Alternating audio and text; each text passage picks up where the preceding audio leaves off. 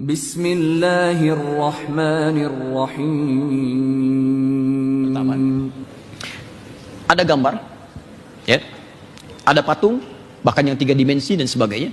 Baik, ini dia punya 2 penilaian dari Nabi. Yang pertama yang mutlak, langsung Nabi benci dengan itu. Bahkan mengatakan kalimat-kalimat yang menunjukkan pengharaman mutlak langsung. Haram, musyrik, turun ayat An-Nisa 48, ya, sampai disebut lagi di An-Nisa ayat 116 sebelumnya. Ya, innallaha la yaghfiru an yushraka bihi wa yaghfiru ma duna dzalika liman yasha. Allah enggak akan mengampuni dosa syirik. Syiriknya apa? Dia langsung tunjukkan pada patung. Di surat An-Najm itu, ya, Lata, Uzza, Manat dan seterusnya. Disebutkan yang disembah pada saat itu. Patung-patung sesembahan, patung-patung kemusyrikan. Ada gambar-gambar yang diagungkan. Jadi kalau ngadap ke gambar itu serasa mendapatkan kekuatan spiritual. Ada. Jadi dulu ada 3 golongan yang dimuliakan oleh jahiliyah. Satu penyair, ya, orang di dunia seni, sampai turun surahnya surah ke-26 Asy-Syu'ara. Itu dikecam oleh Quran karena seringkali menghabiskan waktu pada yang tidak penting dan sering berbuat maksiat. Misal ayat 224 Quran surah ke-26, wasyu'ara'u yattabi'uhumul ghawun. Ayat 225-nya, alam tara annahum fi kulli wadin yahimun.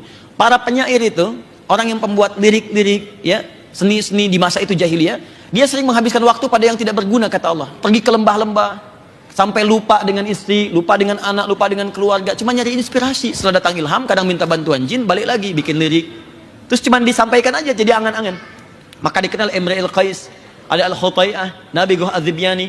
Bikinlah karya-karya yang paling hebat, dituliskan kemudian dengan tinta emas, ditempelkan di Ka'bah, disebut mu'allaqatus sab'ah. Contoh Imrul Qais, kifanab min dzikra habibin wa manzili bisaqtili wa bainad dakhuli fahaumali, tempel. Nanti di masa Islam diganti ini dengan kain kiswah, dituliskan dengan Al-Quran dengan tinta emas sampai sekarang. Yang paling menarik, ketika mereka berperilaku ini, Quran tidak langsung mengecam sampai di situ. Ayatnya belum selesai. Sampai ayat 227-nya langsung muncul kalimat illalladzina amanu wa amilus shalihat. Kecuali penyair-penyair beriman yang dia membuat lirik-lirik menjadi amal saleh. Maka muncul Hasan bin Thabit, di sana membuat ejekan tentang Islam, di sini membuat puisi membela Islam. Di sana bikin lirik mencela Islam, di sini bikin lirik kemudian memuji Nabi, memuji Allah dan mempertahankan Islam. Dan itu diakui oleh Al-Quran, ditetapkan sebagai syairun Nabi, pujangganya Nabi sallallahu alaihi wasallam, artisnya Nabi.